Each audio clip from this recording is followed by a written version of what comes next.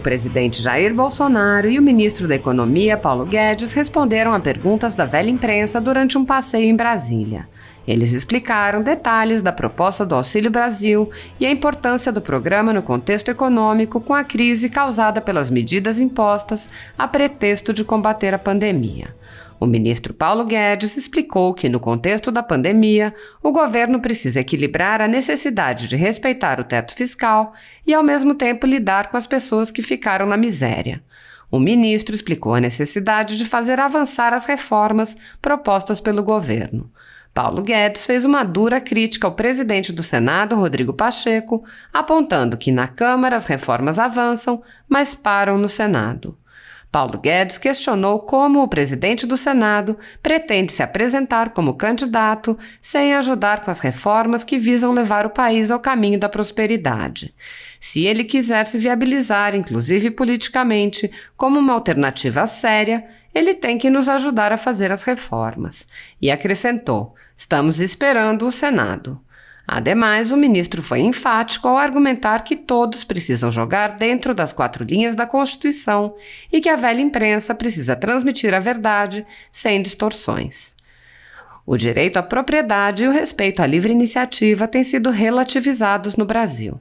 Para uma classe de cidadãos caracterizados pela velha imprensa como bolsonaristas, as garantias e direitos fundamentais estão suspensos.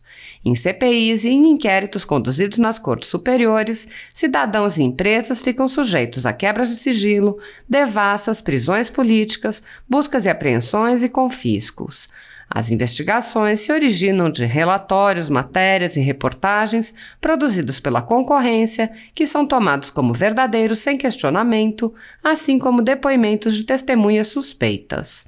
Toda a renda da folha política, assim como de outras pessoas e empresas conservadoras, está sendo confiscada a mando do ministro Luiz Felipe Salomão do Tribunal Superior Eleitoral, em decisão monocrática em um inquérito administrativo.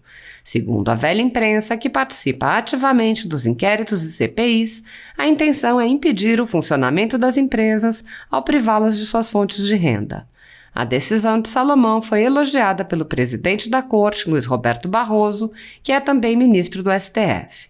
Se você apoia o trabalho da Folha Política e pode ajudar a impedir que o jornal seja fechado, doe qualquer valor pelo Pix. Você pode usar o QR Code que está visível na tela ou o código ajude@folhapolitica.org. Caso não utilize Pix, há a opção de transferência bancária para a conta da empresa Raposo Fernandes, disponível na descrição deste vídeo e no comentário fixado no topo. Assista! Ministro, aproveitando, você podia aproveitar que está a CNN e a Globo aí e falar que o senhor não vai abandonar o governo, que o senhor está firme com o nosso governo. Olha, escuta, eu digo desde o início para o presidente... A gente vai sair junto, fica tranquilo. Eu digo desde o início... Vem lá na frente, sai junto.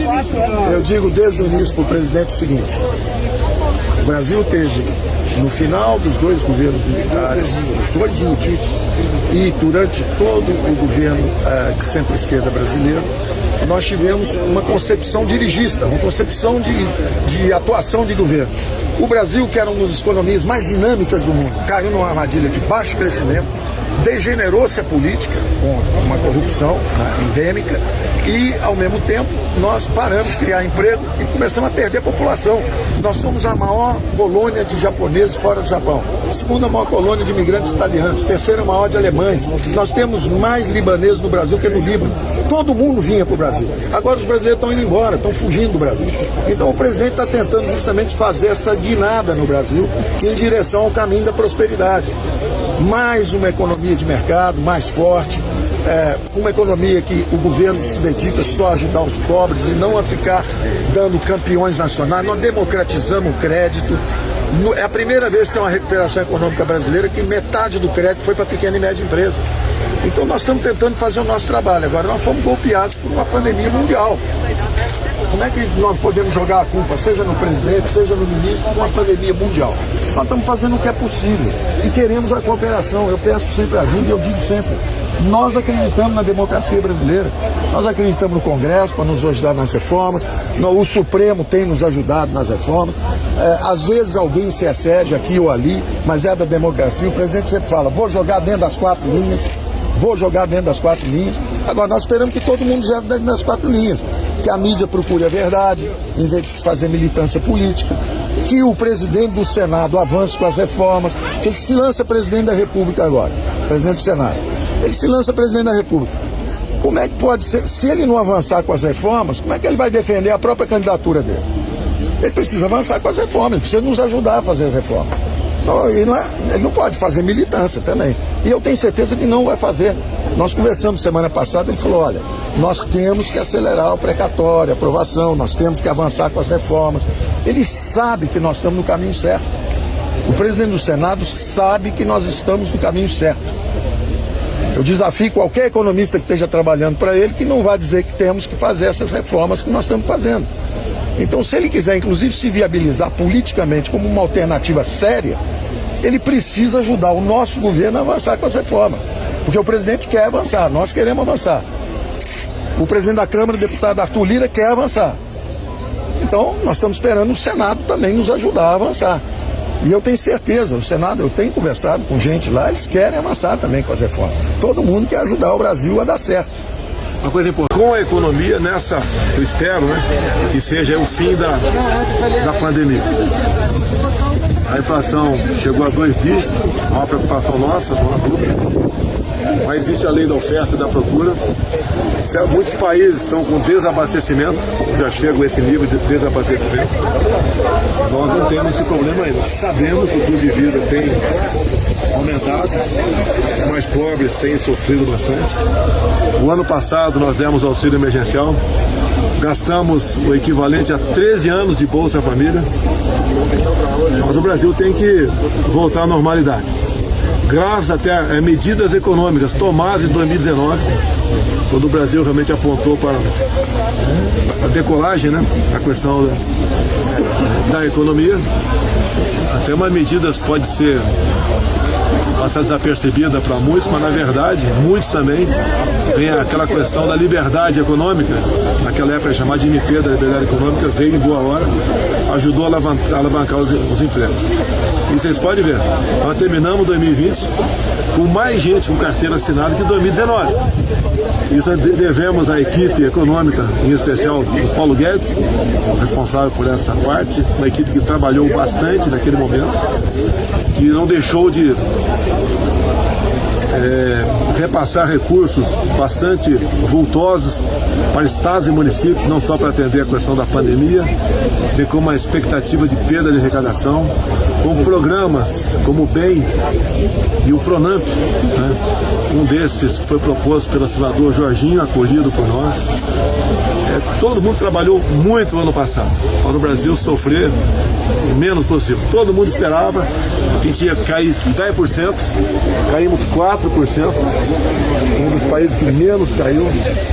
Então isso deve aí ao Paulo Guedes, a sua competência e a sua liberdade para trabalhar.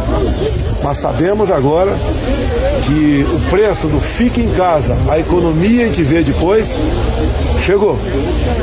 Temos aí, pelo que tudo indica, reajuste nos combustíveis. Isso eu devo ter bola de cristal, nem informações privilegiadas que eu não tenho. É só ver o preço do barril do petróleo lá fora, o comportamento do dólar aqui dentro. Eu não tenho poderes de interferir sobre a Petrobras. A Petrobras é uma coisa que eu conversava com o Paulo Guedes, o que fazer com ela, o que propor fazer com ela para o futuro. É um monopólio, a legislação deixa ela praticamente independente. Eu indico lá o presidente, nada mais além disso. Alguns querem que a gente interfira no preço, a gente não vai interferir no preço de nada. Isso já foi feito no passado e não deu certo. No passado de outros presidentes. E não deu certo. Então, infelizmente, pelos números do preço do petróleo lá fora e o dólar aqui dentro, nos próximos dias, né, a partir de amanhã, infelizmente, teremos reajuste no combustível. Prevendo isso, se antevendo a isso, nós discutimos bastante um auxílio ao caminhoneiro. Sabemos que é pouco, R$400 por mês, sabemos que é pouco, mas estamos fazendo isso tudo no limite da responsabilidade fiscal. Privatização é opção? Isso o Paulo Guedes responde para você. Tá? Privatizar não é botar na prateleira e tudo bem não, tá? É complicado a situação. Teriam privatizado muito mais coisas se não tivesse essa burocracia toda. Agora, nós estamos no mesmo barco da ação. Nós aqui, chefe do executivo, os outros poderes, vocês da imprensa, o Brasil aí agravar a situação, todo mundo vai pagar uma conta bastante alta. E temos também uma questão ideológica pela frente, que a gente vê que cresce no mundo todo, e não é essa a solução. Se fosse, né, estaremos aí elogiando a Venezuela e não criticando como o povo lá vive. Então o momento é de superarmos esse momento. Eu espero que passe, com muito trabalho, com muita responsabilidade, em cima de reformas, como elogio ao Parlamento, a questão dos precatórios, que passou com uma larga margem de votos na comissão aí, essa semana passada, né? E a gente vai partir, a reforma administrativa vai continuar andando, a fiscal, entre outras. É a solução que nós temos. Deixa bem claro, a reforma administrativa não mexe com os atuais servidores. Então quem fala que o servidor vai perder algum direito, alguma garantia, não é verdade, quer tumultuar. Nós precisamos de paz, de tranquilidade da nossa parte, muito trabalho. Tanto é que eu convidei o Paulo Guedes para dar uma... em respeito a vocês. Para vocês fazerem pergunta para ele, que ele é a pessoa adequada para responder e conduzir o destino da nossa economia. E deixe bem claro, Paulo Guedes eu conheci praticamente um ano antes das eleições. Uma pessoa que eu deposito total confiança nele.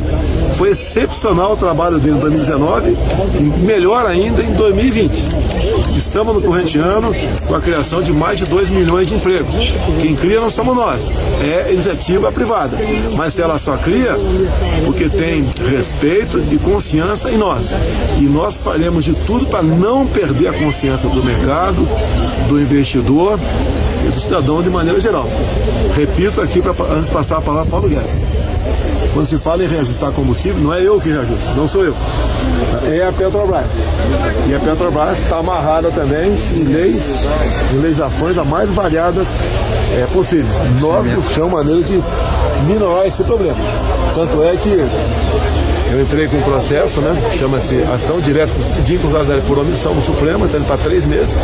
O Supremo não se manifestou ainda, que diz lá, uma emenda constitucional de 2001, que o valor tem que ser nominal. E não é justo o ICMS incidir em cima dos próprios impostos federais, incidir em cima da margem de lucro, bem como no frete. Não é justo o ICMS incidir em cima disso tudo. Deixe bem claro, o governo federal mantém os impostos federais congelados desde janeiro de 2019. É um valor nominal, em real ou em centavo.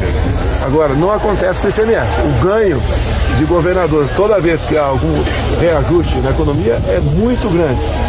O reajuste no combustível é muito grande. Isso não pode continuar acontecendo, é questão de bom senso. E na crise, né, quando se aumenta o combustível, não sou eu que aumento, deixo bem claro, os governadores ganham mais ainda em cima desse próprio reajuste. Vamos supor que tenha 20 centavos no preço da gasolina agora, semana que vem. Os 30% do ICMS em média incidem em cima disso. Então cada governador ganha em média mais 6 centavos por litro. Isso não é justo. O governo federal não está ganhando, não queremos ganhar, mas o momento é complicado na economia. O sacrifício tem que vir de todas as partes. E a forma de se calcular ICMS não é equivocada, não, é injusta. Tanto é que temos ação no Supremo, só lamento a demora do Supremo em decidir essa questão. Paulo Guedes, quer falar? Bom, o presidente já disse, né? As reformas administrativas, por exemplo, vou dar um exemplo. Reforma administrativa. São 300 bilhões, pelo menos, que nós economizamos para o futuro, sem atingir nenhum dos funcionários públicos atuais. Simplesmente pelo disciplinamento e pela meritocracia nas contratações futuras. São 300 bilhões. Do outro lado, o presidente, como disse, precisa enfrentar o problema da miséria que se agudizou durante a pandemia.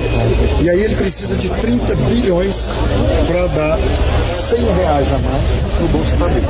E vocês todos sabem que nós já tínhamos previsto R$300 dentro do teto. Estava previsto. Só que o Senado não avançou com a reforma. O Senado não deu a ponte. O Senado não conseguiu avançar com o imposto de renda, que daria a fonte. Então o presidente, a política pressiona o presidente e diz, olha, nós vamos deixar os brasileiros com fome, nós vamos deixar os brasileiros mais simples, mais vulneráveis, justamente sem conseguir usar o gás de cozinha. É preciso dar uma ajuda. Todos sabem que eu defendo o teto. O teto é uma bandeira nossa de austeridade. Nós somos o país que menos caiu, mais rápido voltou e está crescendo mais do que a média do mundo inteiro. América Latina, Europa, países avançados. Então nós fizemos um trabalho, justamente com o apoio do presidente, que botou o Brasil em pé. O Brasil está caminhando e vai crescer 5% esse ano, mais de 5% esse ano. Então, quando nós estamos caminhando, alguns ficaram para trás, justamente como subiu o preço do combustível, subiu o preço da comida. Comida e energia é 50% do aumento dessa inflação toda no mundo. Então o presidente diz, ô Paulo, nós vamos tirar 10 em orçamento e política fiscal e tirar 0 no social? Ou é melhor tirar 8 ou tirar 7? Flexibilizar um pouco, mas para atender os brasileiros mais frágeis. E a nossa conversa é sempre muito franca, baseada na confiança. Eu digo, presidente, se a gente fizer uma reforma administrativa que nos dê 300 bilhões, não tem problema dar 30 bilhões para os vulneráveis, para os frágeis. Se a gente avançar com o imposto de renda, por exemplo, que tributa justamente quem ganha 300 bilhões com juros e dividendos, nós podemos ajudar os mais frágeis. Então, nós conseguimos ajudar os mais frágeis fazendo o que nós sempre fizemos, fazendo as reformas, quando a gente avança com as reformas.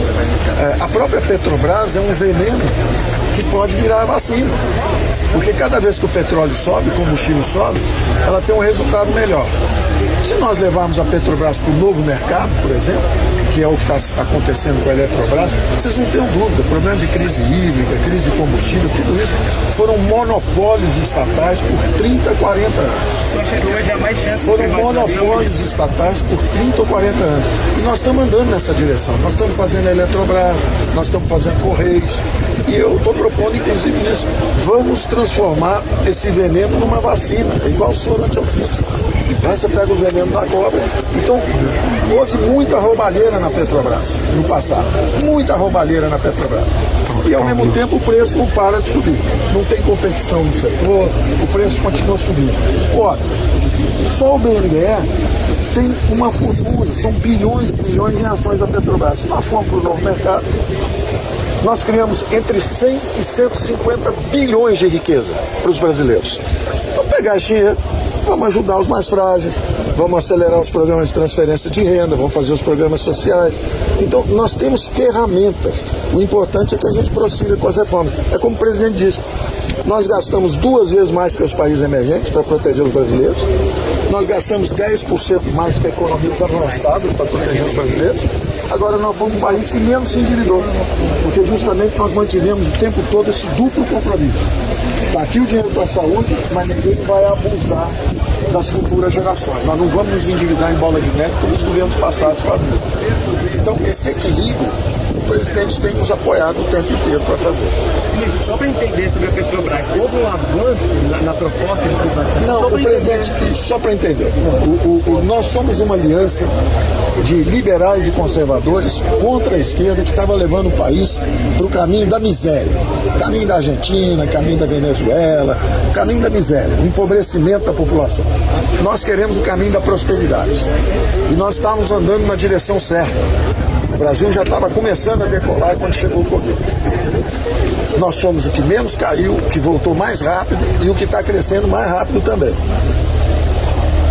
E agora, recuperando a economia brasileira, esbarramos nesse problema de alguns que foram deixados para trás. E nós nos endividamos um pouco.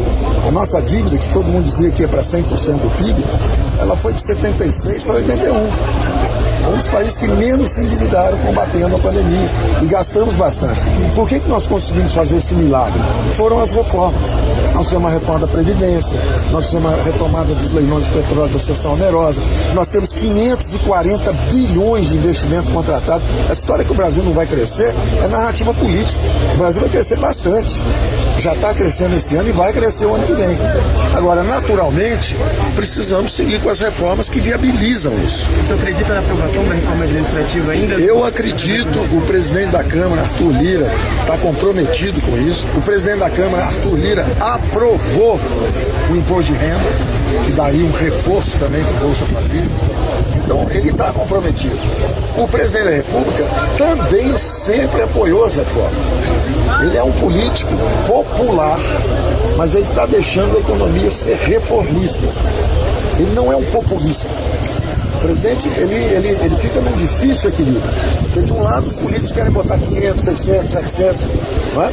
Tem muito populista aí, candidato inclusive à presidência, falando em 600, 700, 800. Mas eles quebraram o Brasil e não fizeram esse auxílio emergencial. Eles quebraram o Brasil e não tiveram coragem de taxar os super ricos.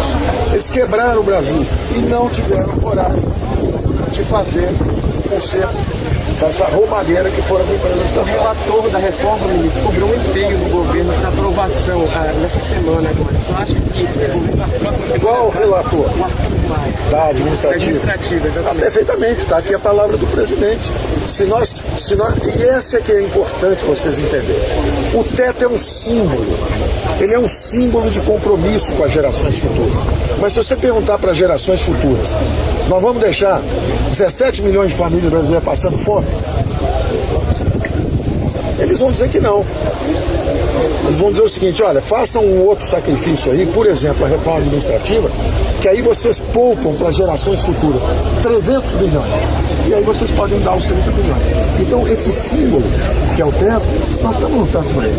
Era muito fácil para o presidente chegar e falar assim, no Paulo Guedes, vai embora para casa, eu vou dar 600, 700 para todo mundo. Isso é um governo populista. O presidente não é populista. Ele é popular, é diferente. Ele tem a sensibilidade de saber o seguinte, olha, chegou a hora que nós temos que atender. Tem brasileiro comendo osso, passando fome. A mídia mesmo ficou falando isso aí 3 meses. Tem brasileiro passando fome, comendo ossos. Como é que um presidente da República vai fazer? Ele fica num difícil equilíbrio. A equipe econômica fala assim, vamos dar 300. Aí os políticos, vamos dar 600. Aí ele vira e fala, olha, vamos dar 400. Aí eu, como economista, tenho que avisar o presidente, isso aí nós temos que pedir uma licença, porque nós vamos atingir o teto.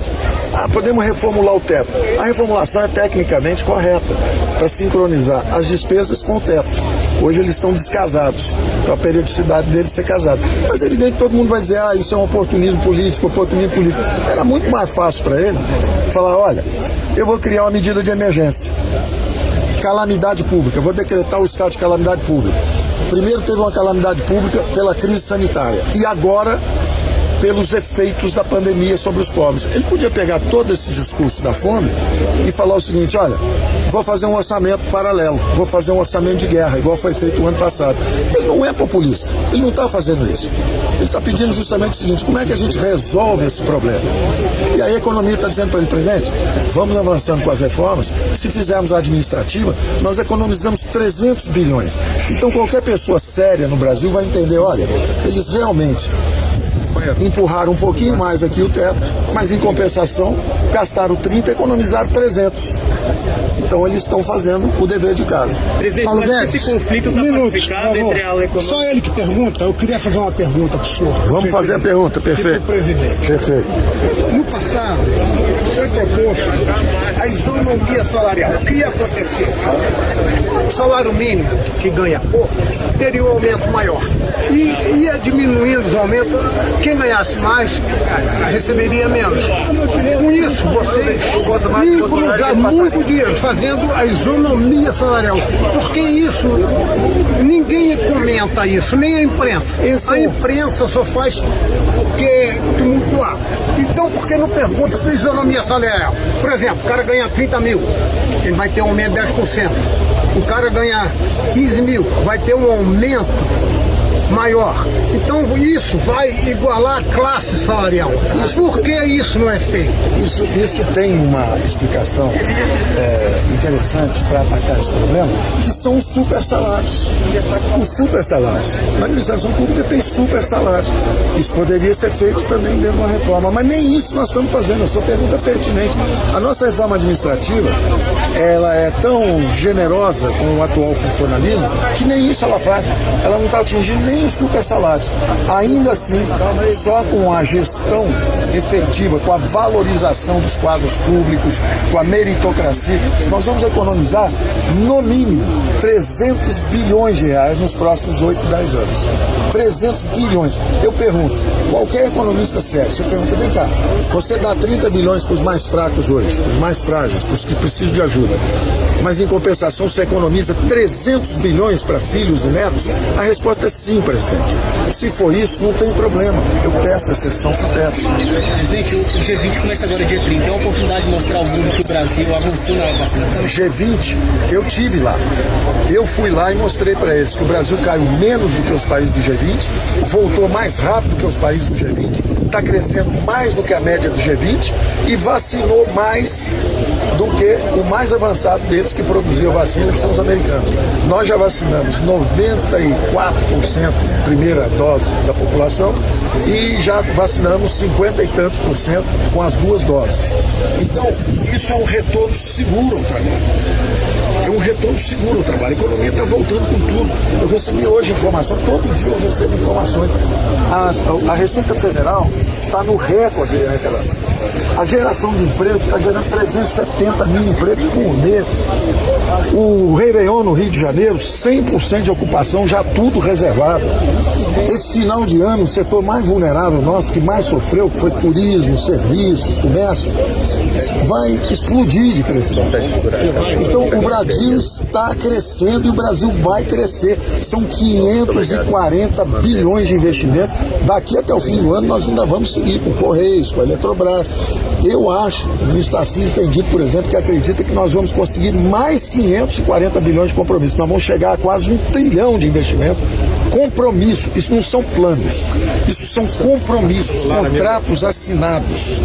Sexta-feira próxima, o ministro deve estar fazendo a Dutra, a concessão da Dutra, que é também, de novo, mais dinheiro para o governo, para justamente pagar para os mais frágeis. Então, o que está acontecendo é o seguinte, nós conversamos com o G20 e mostramos o seguinte, o governo gastava 19,5% do PIB. Com a pandemia, nós fomos a 26,5%. Foi o país que deu um dos maiores saltos para proteger a população. Aí voltamos esse ano para 19,5%. E o ano que vem nós vamos cair para 17,5%. Aí o presidente fala, em vez de 17,5%, que tal cair só para 18,5%? Calibrar um pouco, moderar essa velocidade de aterrissagem fiscal, em vez de fazer aterrissagem muito forte, muito rápida no fiscal e deixar a população desprotegida, vamos aterrissar um pouco mais lento, vamos cair de 19,5% para 18,5%. E vamos atender a população mais frágil. Isso aí politicamente é incontornável. Eu não teria bom senso. As pessoas falam, mas você é o defensor do teto. Eu sou defensor do teto. Eu vou continuar defendendo o teto. Eu defendo as privatizações. Agora, o presidente tem que tomar uma decisão política muito difícil. Se ele respeita o teto, ele deixa 17 milhões de famílias passando fome. Então ele tem que pedir uma ação social que proteja a população. E eu tenho que calibrar essa ajuda, dizendo, presidente, até os 400 que o senhor quer, é possível. Se a gente fizer uma administrativa, nós demos 30 bi e economizamos 300 bi. Só para fechar sobre o teto, rapidinho, o que você quer dizer aos economistas que dizem que essa flexibilização do teto de gastos vai eu vou te dizer, eu vou te dar a resposta. Um economista que está criticando muito isso é o Marilson da Nova. Ele levou o Brasil para 5.000% de inflação, com a política feijão com arroz dele. Então, ele levou o governo brasileiro ao caos, à hiperinflação. O segundo economista que criticou bastante foi o Afonso Pastore, que era um bom amigo, é um economista com um passado razoável, não tem um bom treinamento em equilíbrio geral. Ele não está entendendo o que nós estamos fazendo. Então, ele fica me xingando, me atacando o governo. Ele serviu a um governo militar, ele fica falando, o Paulo Guedes está ajudando o Bolsonaro. O Bolsonaro é um presidente democraticamente eleito, 60 milhões de votos. Então, o Afonso Pastore, que trabalhou para o governo militar do Figueiredo, que foi um caos, que tocou fogo no Brasil, porque exatamente fez uma política errada, ele estava no Banco Central, não fez nada e está me criticando porque eu estou ajudando um presidente democraticamente eleito. Ele ajudou um governo que não foi democraticamente eleito, tinha que ficar quieto e ter uma velhice digna. O outro que está criticando é o Henrique Meirelles, candidato. Ele trabalha para qualquer partido, a qualquer momento, em qualquer lugar, a qualquer hora. Ele está sempre à disposição, tá certo? Então, está criticando. E o que ele fez? Deu 3 aumentos de salários, ele garantiu 3 anos. Nós, no primeiro ano, tivemos que dar aumento de salário que ele contratou no governo dele. Tanto que nós fizemos uma lei que agora impede alguém de aumentar o salário para o outro governo pagar. Ele aumentou 3 anos seguidos o salário calculou onde é que ficava o teto para deixar ele fazer esse excesso de gastos, e aí botou o teto e saiu correndo. Não fez a reforma da Previdência, não fez a reforma tributária, não fez a reforma administrativa, não fez nada, só botou o teto e saiu correndo. Esses são os 3 economistas que estão criticando mais. São os mais conhecidos. Ministro, aproveitando, o senhor podia aproveitar que está a CNN e a Globo aí e falar que o senhor não vai abandonar o governo, o senhor está firme com esse governo. Olha, escuta, eu digo desde o início para o presidente... A gente vai sair junto, fica tranquilo. Eu digo desde o início... Vem lá na frente, sai junto. Eu digo desde o início para o presidente o seguinte: o Brasil teve, no final dos 2 governos militares, os 2 últimos, e durante todo o governo de centro-esquerda brasileiro, nós tivemos uma concepção dirigista, uma concepção de atuação de governo. O Brasil, que era uma das economias mais dinâmicas do mundo, caiu numa armadilha de baixo crescimento, degenerou-se a política com uma corrupção endêmica e, ao mesmo tempo, nós paramos de criar emprego e começamos a perder a população. Nós somos a maior colônia de japoneses fora do Japão, a 2ª maior colônia de imigrantes italianos, 3ª maior de alemães. Nós temos mais libaneses no Brasil que no Líbano. Todo mundo vinha para o Brasil. Agora os brasileiros estão indo embora, estão fugindo do Brasil. Então o presidente está tentando justamente fazer essa guinada no Brasil em direção ao caminho da prosperidade. Mais uma economia de mercado, mais forte, uma economia que o governo se dedica só a ajudar os pobres e não a ficar dando campeões nacionais. Nós democratizamos o crédito. É a primeira vez que tem uma recuperação econômica brasileira que metade do crédito foi para pequena e média empresa. Então nós estamos tentando fazer o nosso trabalho. Agora nós fomos golpeados por uma pandemia mundial. Como é que nós podemos jogar a culpa, seja no presidente, seja no ministro, com uma pandemia mundial? Nós estamos fazendo o que é possível e queremos a cooperação. Eu peço sempre ajuda e eu digo sempre, nós acreditamos na democracia brasileira, nós acreditamos no Congresso para nos ajudar nas reformas, o Supremo tem nos ajudado nas reformas, às vezes alguém se excede aqui ou ali, mas é da democracia. O presidente sempre fala, vou jogar dentro das 4 linhas, vou jogar dentro das 4 linhas. Agora nós esperamos que todo mundo jogue dentro das 4 linhas, que a mídia procure a verdade, em vez de fazer militância política, que o presidente do Senado avance com as reformas, que ele se lança presidente da República agora, presidente do Senado, ele se lança presidente da República. Como é que pode ser, se ele não avançar com as reformas, como é que ele vai defender a própria candidatura dele? Ele precisa avançar com as reformas, ele precisa nos ajudar a fazer as reformas. Ele não pode fazer militância também. E eu tenho certeza que não vai fazer. Nós conversamos semana passada, ele falou, olha, nós temos que acelerar o precatório, a aprovação, nós temos que avançar com as reformas. Ele sabe que nós estamos no caminho certo. O presidente do Senado sabe que nós estamos no caminho certo. Eu desafio qualquer economista que esteja trabalhando para ele que não vai dizer que temos que fazer essas reformas que nós estamos fazendo. Então, se ele quiser, inclusive, se viabilizar politicamente como uma alternativa séria, ele precisa ajudar o nosso governo a avançar com as reformas. Porque o presidente quer avançar, nós queremos avançar. O presidente da Câmara, o deputado Arthur Lira, quer avançar. Então, nós estamos esperando o Senado também nos ajudar a avançar. E eu tenho certeza, o Senado, eu tenho conversado com gente lá, eles querem avançar também com as reformas. Todo mundo quer ajudar o Brasil a dar certo. Uma coisa importante, a questão do óleo diesel. Nós importamos na ordem de 20% do diesel consumido aqui.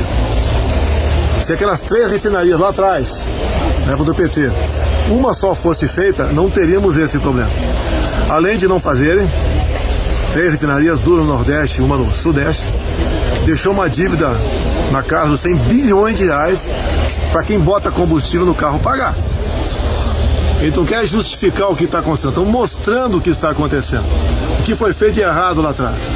Nós praticamente saneamos muita coisa no Brasil. Em 2015, a estatal deu prejuízo de dezenas de bilhões de reais. E em 2020, deu lucro de dezenas de bilhões. Essa diferença está na casa dos 100 bilhões, dinheiro que ia embora pro ralo. E nós tratamos com responsabilidade. Você pega uma CEAGESP em São Paulo, um foco de roubalheira, tudo que de errado tinha, acontecia lá. Botamos lá uma pessoa que adequada para a função. Um coronel recém saiu da rota, resolveu a questão da CEAGESP. É um exemplo. Olha Itaipu Binacional, não dava lucro, o lucro era muito pequeno. O ano passado, do excedente da Itaipu Binacional, investimos 2,5 bilhões no estado do Paraná, em comum acordo, né, o próprio governador Ratinho, que é um grande aliado nosso, a segunda ponte com o Paraguai, extensão da pista do aeroporto de Foz do Iguaçu. Atendemos a mais de 40 municípios do Noroeste Paranaense. Os Correios deram lucro ano passado de 1,5 bilhão. Era um foco de corrupção enorme. O próprio Mensalão nasceu lá no Rio de Janeiro. O Mensalinho também nasceu lá. E nós, o ano passado, com a administração de um general, passou a dar lucro de 1,5 bilhão ano passado. E a previsão desse ano é dar lucro de 3 bilhões. Ou seja, nós estamos no caminho certo. Olha como era o Inmetro lá atrás, tomada de Três Pinos. Quando nós, eu e o Paulo Guedes, descobrimos aqui, o Inmetro queria trocar os tacógrafos de todas as viaturas do país, mais de 2 milhões de caminhoneiros, queria também um chip para bomba de combustível e queria trocar todos os taxistas do Brasil, nós de 500 mil taxistas, e nós fizemos. Não só abortamos essa questão, como demitimos toda a diretoria e a presidente do Inmetro naquele momento. Hoje o Inmetro trabalha para o Brasil, tanto é que ninguém reclama do Inmetro. Botamos lá um coronel formado pelo IME, deu certo. Era o choque de autoridade, choque de responsabilidade. Muitas áreas do Brasil não é nem tanto o gestor, é um caso de polícia para começar. Estamos tratando o Brasil de forma adequada. Temos muitos gestores do nosso lado, mas a questão de moralizar aquela questão é importante. Estamos completando 3 anos sem corrupção. Isso não é virtude, é obrigação. Mas até há poucos anos, tínhamos 2, 3 escândalos por semana. E olhe, se isso não tivesse feito, como estaria a nossa economia agora, com essa crise econômica, né, pós-pandemia, no mundo todo. É a marca do nosso governo. Aqueles que acham que derrubar o governo é o suficiente, apresenta a solução agora. Se for boa, o Paulo Guedes acolhe agora a sugestão dessa pessoa. Mas não são sugestões simplistas, voltadas para o populismo. Tem que ser coisa séria. Lamentamos a situação que se encontra o pobre no Brasil, passando dificuldade. Tanto é que estamos socorrendo essas pessoas mais pobres, como socorremos o ano passado. Não estamos aqui lutando por eleições em 22, não se toca nesse assunto. Tanto é que até o momento nem partido tem ainda. É o Brasil que está na frente. Todos nós estamos exatamente no mesmo barco. Quem é todos nós? Todos nós, 210 milhões de brasileiros. Pessoal, obrigado. Um pouquinho dessa visita de hoje? Aqui é visita de cortesia, é uma feira legal. Tá? Eu nunca tive passarinho preso em casa, mas aqui são criados em cativeiro. Se você soltar, eles morrem. Sim. Então é uma questão legal que está prestigiando aí os criadores de passarinho. Presidente, manda um abraço sobre o tema da corrupção, né? Você falou que está 3 anos sem corrupção. Gostaria de pedir o seu comentário a respeito do tema chamado de orçamento secreto. Não tem nada secreto. É um grande admirador. Não tem nada secreto no orçamento. Você está publicado em DO, como é que é secreto? Pelo amor de Deus. Pelo amor de Deus, você está publicado em DO, como é que é secreto?